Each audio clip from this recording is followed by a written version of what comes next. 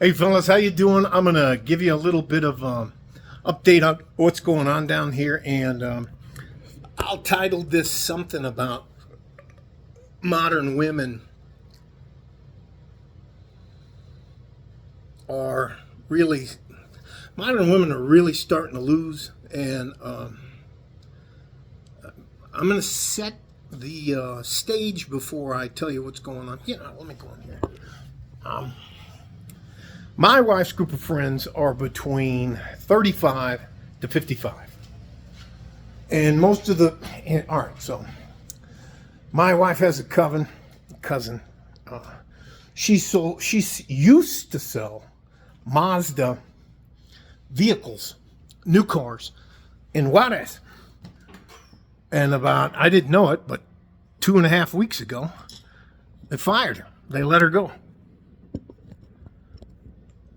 3 other of my wife's friends that I think one of them works in HR and the other 2 work in administration. They've also been let go. Now these girls are from 45 to 55, fired. They're let go. They're gone. 2 of her other friends work in IT, but they don't need. I can't tell you if this is true or not, but what my wife told me they were told is that they don't need computer engineers anymore. They need people who are specifically able to help with AI, and that means that these ladies have to retrain. None of these ladies are married, and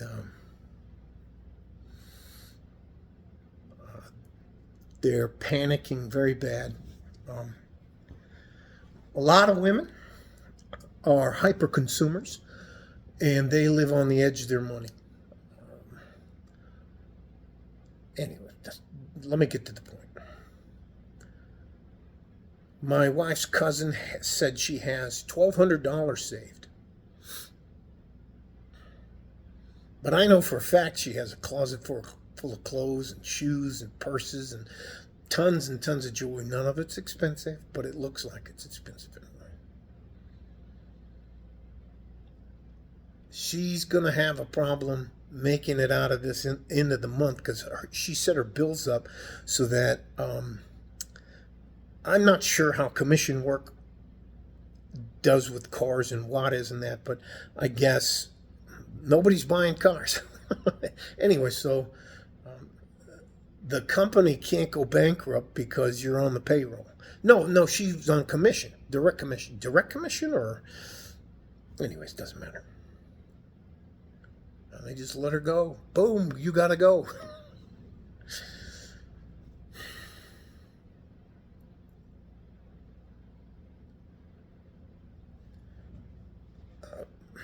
My wife used to work at the University Medical Center, made over $140,000 a year, which she was like, I'm all that in a bag of chips. And then all of a sudden, she doesn't have that job anymore, for whatever the reason. And all of a sudden, I sat her down, and I don't hide where all of my money is. I hide where some of my money is from everybody. But to reassure my wife that we were going to be okay, I asked her what she thought she needed to do just to be my wife and run the household, what kind of budget. And the number she gave me, I doubled it, and she's fine. And usually she gives me back every month, puts back in the account 65% of that money. So but it's there. And I take care of her health care, her dental care. I take care of her car. I take care of her insurance. It's just, she doesn't have to worry about anything. And there's one lady works for the independent school district here in El Paso, and I guess she was some sort of associate or assistant director of transportation, and they had to cut because they got budget cut, they had to cut the staff in half, and she was she was one of the people who got let go. And I cannot tell you how arrogant. Oh, she's just. Anyways. Now, I'm not rooting for a lot of these women, but for the majority of their lives, the man they were supposed to be who would take care of them for the rest of their life was standing right here in front of them, and they couldn't see him. You know, I got my job. I make my own money. I don't need a man. I don't need anybody. I can do whatever I want until you don't have a job. And that's starting to happen down here. My wife has another friend. She's a single mom and can't find a guy. Works a job remotely and then does a job waitressing at another bar. And these other ladies used to always, you're here and I'm here because, I don't know. I never understood how a title could be more important than you making as much money as you can.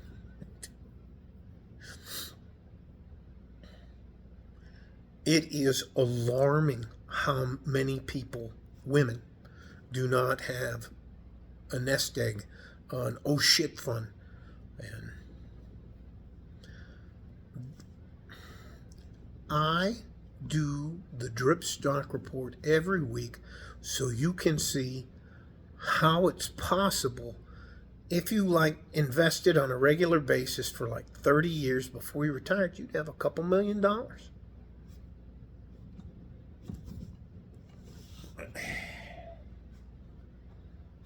Anyways, now I didn't make fun of him, but no, I'm not giving you any money, lady. You're not my lady. You're not my girl. No. You can't come stay with me. No, I'm not paying your mortgage. No, I'm not paying your house payment. No, I'm not paying your rent. I'm not giving you a bunch of cash so you can get by for this month. No. My wife knew that, but still asked me to talk to him and tell you the same thing. No. I'm not going to give you any money. You had the opportunity to find a man and you chose not to. And you decided to go out there and be on your own because you don't need a man. You don't need anybody to look out for you. Almost every single one of them is moving back in with their mom in the house they grew up in. Back in Juarez. So, anyways.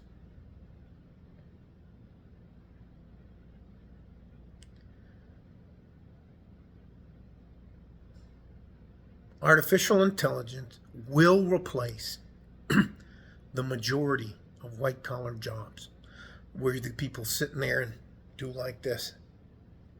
Answer the phone.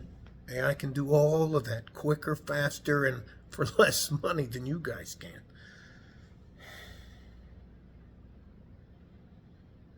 And that good, hard-working mechanic, carpenter, plumber, electrician, job guy working on the telephone poles, guys working on the power grid, the guys out there busting their ass on the fucking roads, making the infrastructure, making sure the water works, making sure the groceries get delivered. All those guys weren't good enough for you ladies. But now, AI took your job.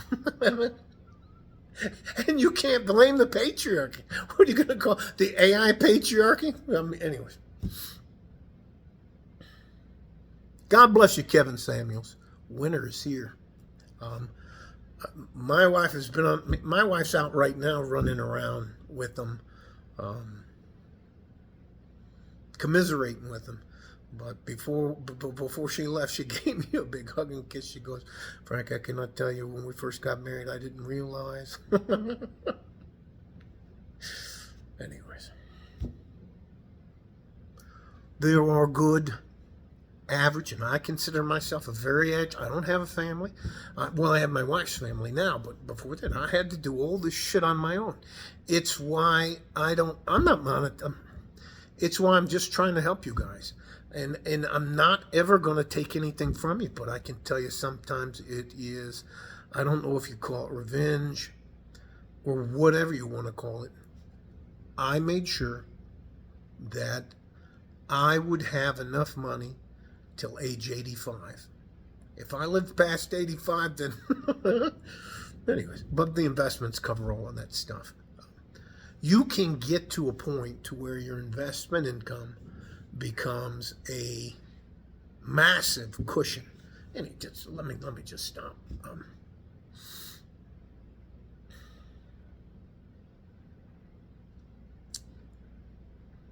They were crying. How could this happen to me? I haven't hang on, let me see.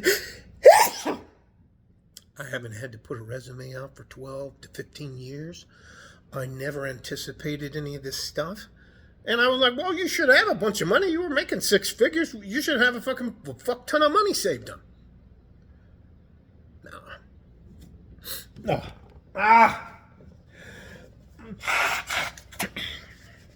The most squared away woman, that's a military term, squared away woman out of the 6 of them has $3,500 in her checking account. Doesn't have any fucking savings. How can you be 55, from 45 to 55?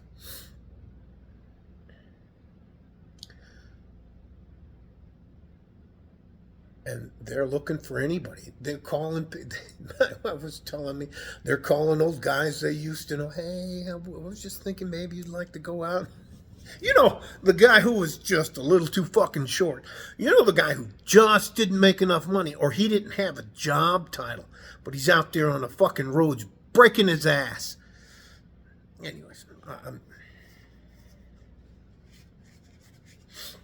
I was never, hang on, I gotta get the cats. I was never a white collar guy. Hang on. I ended up at the final part of my career being a white collar worker, but that was only because they allowed me enough time to learn the Veterans Administration legal system and the Social Security system. So I became an expert. But everywhere I went, I carried those books with me, in the bathroom, everything. Anyway, that just doesn't matter.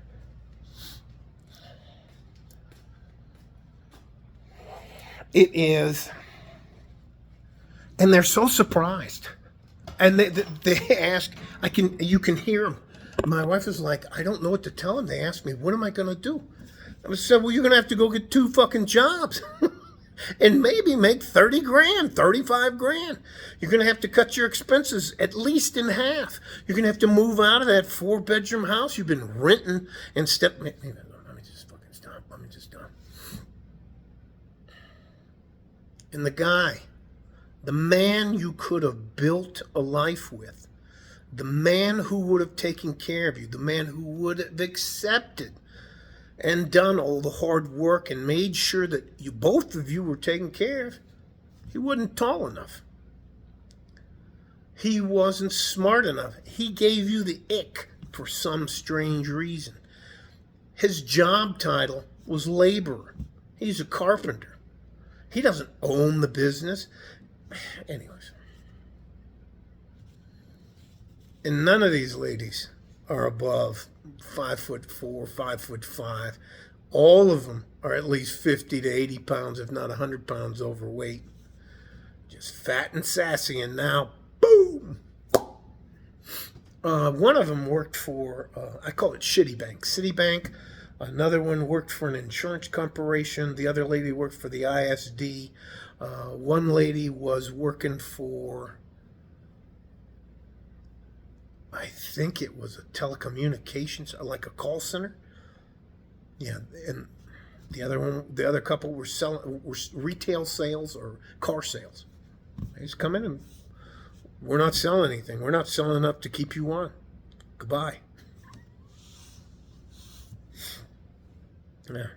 Now, can you imagine being a female, 45 to 55, no medical care, no dental care, and you got less than $3,500, and you got to get out there and fight everybody else who's looking for a job. Meanwhile, that carpenter, that electrician, that plumber, that roofer, that truck driver, that road worker, that power grid guy, the water guy, the general construction guy, they weren't fucking good enough for you. Now look at you.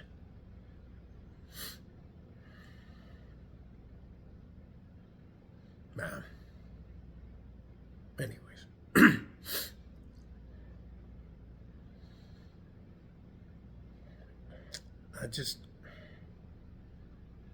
It's weird because usually in my lifetime, I always talk about things that go around, come around, but I usually never get to see it come back around.